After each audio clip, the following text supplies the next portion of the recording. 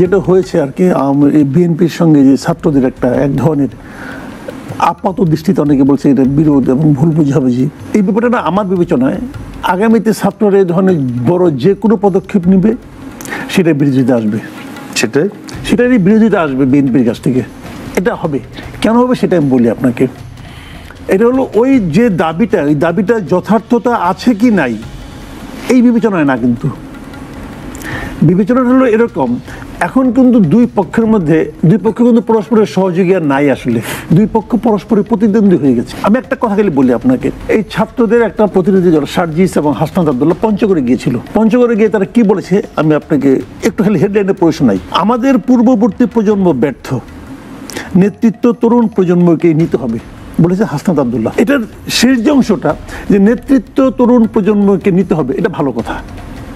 আমাদের পূর্ববর্তী প্রজন্ম ব্যর্থ, এই কথাটার মধ্যে এক ধরনের ঔদ্ধত্য আছে।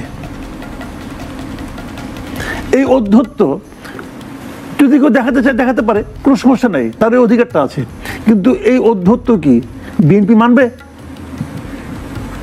যদি এটা বিএনপি মানে তাহলে তো বিএনপি থাকে না, তারা যে কথা বলার চেষ্টা করেছে যে এই আন্দোলনটা আমরা করেছি, হাসিনাকে আমরা নামিয়েছি, তোমরা পারো নাই, মূল বক্তব্য বলে এটা তাদের। তো এই বক্তব্য বিএনপি মানবে না।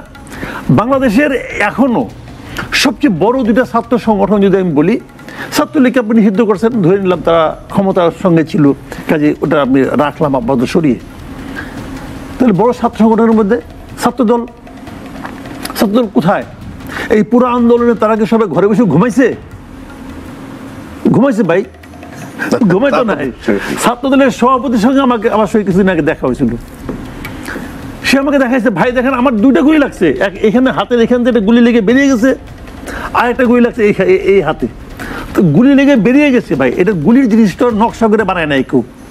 ওখানে চামড়া দেখলে আমি বুঝতে পারছি চামড়াটা তো এবড়ে থবড়ে হয়ে আছে এখনো। কোথাও এই নিউজটা হয়েছে নিউজ কেউ দেখছে? সার্জিস আলম একটা গুলি খেয়েছে, তার শরীরে একটা রাবার বুলেট লাগছে, হাসনাত আব্দুল্লাহ লাগছে, নাহিদ ইসলামকে ধরে নিয়ে গেছিল, ঠিক আছে মানলাম। আসিফকে মারছে কেউ, নাকি ওই মাস্টার মাইন্ড কি মাহফুজ আলম ওনার গায়ে লাগছে কিছু? তাহলে ছাত্রদল এত বড় একটা সংগঠন, যার সভাপতি, রানিং সভাপতি গুলি খেয়েছে বা রাবার বুলেট খেয়েছে, গুলি এই পয়সা বলতে বেরিয়ে গেল, তার নিউজ দেখছেন কোথায় পর্যন্ত? দেখেন নাই। তো তারা কি কোনো ভূমিকা রাখে নাই? রাখছে তারা অবশ্যই। এখন তাদেরকে আপনি সাইড করে দিচ্ছেন, দিয়ে বলছেন যে আমি করেছি, সব আমি করেছি। তো এই যখন আপনি বলবেন, সেটা কি বিএনপি খুব ঠান্ডা মাথায় মেনে নেবে? হ্যাঁ ভাই তুমি করেছ, তোমার নেতৃত্বে আমি করেছি, বিএনপি মানবে? বিএনপি তো জানে তার কি ভূমিকা ছিল। বিএনপি বলেন যে এতদিন বলে নাই কেন? এতদিন বলে নাই এই কারণে যে শুরু থেকে এই যে আওয়ামী লীগ নামছে, এই যে অর্জনটা বিএনপি জানে, এই অর্জনের নেট রেজাল্ট আমার কাছে আসবে, বিএনপিটা জানে। বিএনপি এখানে এদের সঙ্গে কিছু বলে নাই, কিছু করে নাই। আপনি দেখবেন, আমি আরো কয়েক বছর আগে আমার বাচ্চারা যখন ছোট ছিল আর কি, ধরেন আপনার 7-8 বছরের বাচ্চা, যদি আপনি ঘরে থেকে আপনি দেখবেন কোনো একটা বিষয়ে আলোচনা হচ্ছে, পটকে বলে বাবা তুমি কিছু বুঝো না, বলে কিন্তু বাচ্চারা। আমি কি যে বলি হ্যাঁ বুঝি না, তারপরে তার জায়গায় আমি গলা টিপে ধরি না, কিন্তু আমিও হাসি, হ্যাঁ বাবা আমি কিছু বুঝি না, তুমি সব বুঝো। কয়দিন বলি এরকম? একদিন, 2 দিন, 3 দিন। ধরেন আমি একটা বড় জায়গায় বসে আছি, অনেক আমাদের আত্মীয় সবাই আসছে, তখন যদি সে বারবার এগুলো বাবা তুমি কিছু বুঝো না, তুমি কিছু বুঝো না, একসময় থেকে চর্থা পড়তে ভাই, দিস ইজ দ্য রিয়েলিটি। প্রথম দিকে বলছে যে আমি সব করছি, তুমি কিছু করো না, তুমি কিছু করো নাই, চুপচাপ ছিল, করুক, বাচ্চা মানুষ করতেছে করুক।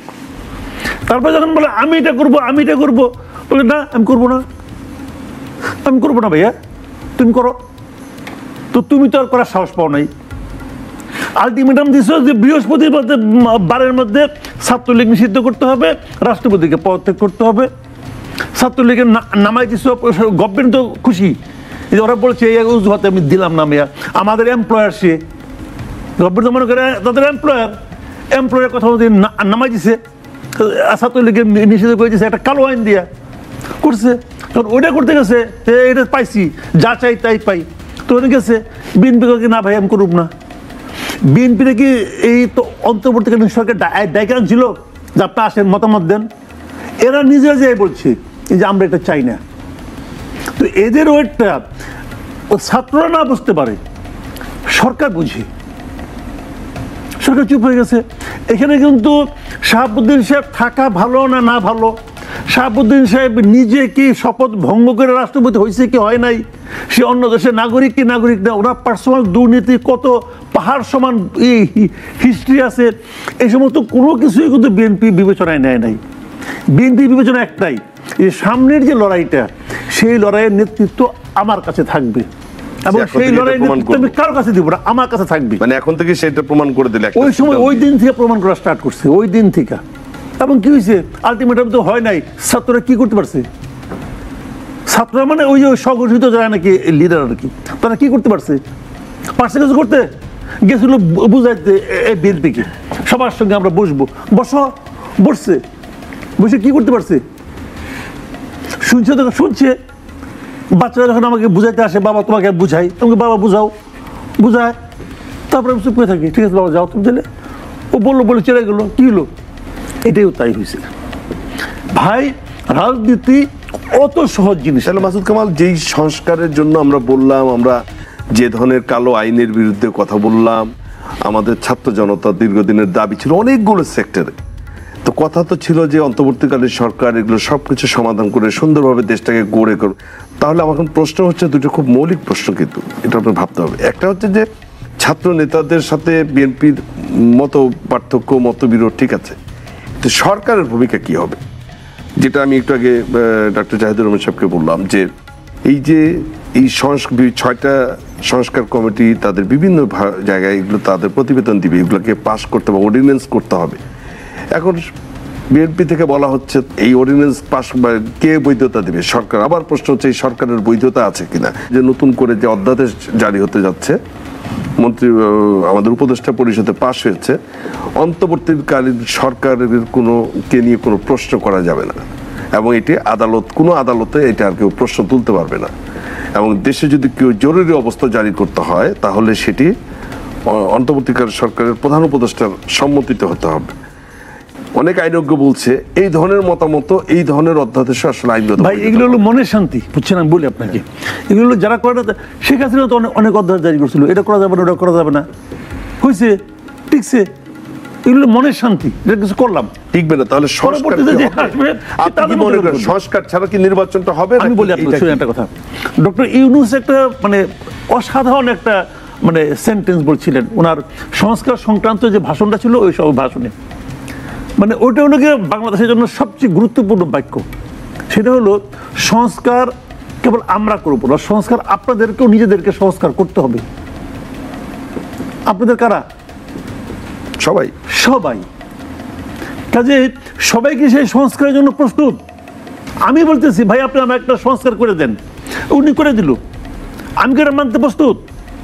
ডক্টর জাহেদ একটা সংস্কার কমিশনের মেম্বার আছে, ওনাকে নিয়ে কয়জন? 7 জন নাকি 8 জন। এই 8 জনে মিলে একটা সংস্কার করলো। ওখানে ভিতরে কিন্তু অনেক ঝগড়াঝাটি হবে, অনেক জ্ঞানের হবে, লড়াই হবে, তারপরে সবাই মিলে হয়তো এক জায়গায় বলবে না এটা ঠিক আছে, ঠিক আছে, আমার সঙ্গে ওর এত খাতির, আমি প্রস্তুত ওর মানার জন্য। যখনই আমার সামনে আসবেন, তখন আমাদের মানসিকতা কি জানেন, যে আমি কি মনে করি আমার জন্য এটা কি লাভ হবে, আমার জন্য কি ক্ষতি। আমি কিন্তু বলি না, ভাবি না যে আমার সোসাইটি কি লাভ পাবে, আমি আমারটুকু বুঝি। ধরা যাক আমি একজন ক্যান্ডিডেট, ইলেকশন করতে চাই, এমপি হতে চাই, আমি চট করে বিবেচনা করবো এইটা মানলে কি আমার এমপি হওয়ার ক্ষেত্রে কোনো সমস্যা হবে। আমরা সবাই এইভাবে চিন্তা করি। এই চিন্তার কারণে এই সংস্কারের জন্য কি আমরা প্রস্তুত? ছাত্ররা কি ভাবে যে আমি এখন হঠাৎ করে এত ক্ষমতাশালী হয়ে গেছি, আমি যা বলি ডিসি তাই শুনে, আমি যা বলি এসপি তাই শুনে, এই সংস্কার হলে কি আমার সেই ক্ষমতাটা থাকবে? সবাই এভাবে ভাবে, বিএনপি লিডাররা তারাও এভাবে ভাবে যে আমি জানি এই সংস্কার করলো আমি এমপি। যেমন আমি যেটা মনে করি পার্সোনালি, এমপির এলাকার উন্নয়ন কর্মকাণ্ডে কোনো ভূমিকায় থাকা উচিত না, একদম এটা আমি মনে করি। এলাকার উন্নয়ন কর্মকাণ্ড করবে উপজেলা চেয়ারম্যান অথবা স্থানীয় সরকার যারা, তারা করবে। এমপি এটা মানবে? বাংলাদেশে আমরা দেখি নাই যখন এমপিদের বেতন বাড়ে সবাই এক হয়ে যায়, যখন এমপিরা শুল্ক আছে, শুল্কমুক্ত গাড়ি তুমি আনবে একজন এমপি, এর চেয়ে লজ্জার আর কি হতে পারে? তোমার শুল্ক, দেশের সমস্ত লোক শুল্ক দিবে, তুমি দিবা না কেন? হোয়াই? তুমি কে ভাই? কিন্তু ওরা তো একমত হয়ে যায় এবং ওরাই তো আইন মানায়। তো ওরা কি এটা মানবে যে এলাকার উন্নয়ন কর্মকাণ্ড থেকে আমাকে করেছে, সরাই দিছে? এবং তারা তাদের হাতে ক্ষমতা বলে, তারা ক্ষমতাটাকে এইভাবে কুক্ষিগত করছে যে এলাকায় তার কথা ছাড়া কিছুই হয় না, এমপির কথা ছাড়া। এক একটা এমপি এক একটা এলাকার এক একজন রাজা, অলিখিত রাজা সে। তো এটা সে ছাড়বে? সে তো ভোগ করে আসছে ভাই। তো এখন এই জায়গাটাতে মানে কথা যে আমি কি আমার মানসিকতাকে চেঞ্জ করতে পারছি? আমি কি আমাকে সংস্কার করতে পারছি? যে আমি আমাকে সংস্কার করতে না পারি, উনি আমার কি দিল না দিল, কি আসে যায়? কি আসে যায়? তো এগুলি ভাই বলে তো লাভ নাই। ওই সংস্কারটা কি হবে? একটা লিখিত কাগজ থাকবে, ওই তো থাকবে। তার কাছে বলেন আপনি মুসলমান, আমি মুসলমান, ধরা যাক আমরা মুসলমান সবাই, আমাদের জন্য একটা গ্রন্থ আছে না, পবিত্র কোরআন, ওটা মানলে তো আমার মুসলমানের তো কোনো সমস্যা নাই, মানি আমি। আপনি মানেন, আপনি আপনার মতো করে মানেন, আমি আমার মতো করে মানি। আমি কতটুকু মানি? যেটুকু মানলে আমার সুবিধা অতটুকু মানি, যেটুকু মানলে অসুবিধা এটুকু মানি না, মানি না। এখানে একই জিনিস হবে তো। আমি আপনার